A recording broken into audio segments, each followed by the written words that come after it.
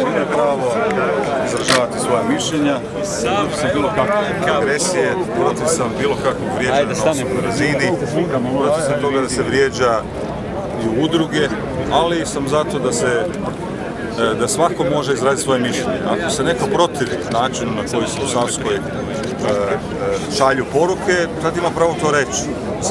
Zbog toga sam tu. Ali osuđujem svaki govor mržnje. Bez obzira je li ovdje na trgu ili u Savskoj, mislim da sve ovo što se događa treba riješiti u Saboru. Međutim, politika ne želi rješavati. Ne želi ni HDZ ni SDP. Izgleda da i HDZ-u i SDP-u odgovaraju ove tenzije, jer svak misli da će profitirati na izborima, dobiti nekoliko poena. Ovi zbog toga što branitelji daju takve poruke, a SDP misli da će dobiti upravo na tome, na šarf izjavama iz Savske 66. Tako da.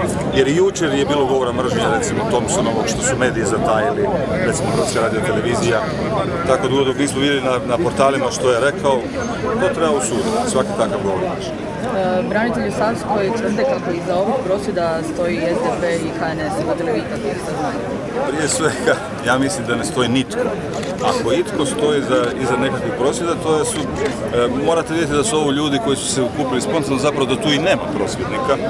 Nema prosvjednika i da one ankete koje su 50-50 ima za Savsku, protiv Savske, da je to organizirala neka politička stranka i najmanje to je bilo puno više ljudi. Mislim da ne stoje tu, nemam saznanja. Sasvim sigurno da ja nisam došao da podržim HDZ i SDP, jer su to dvije sestrinske stranke koje podupiru 25 godina jedna drugu i 25 godina uništavaju Hrvatsku. Hvala.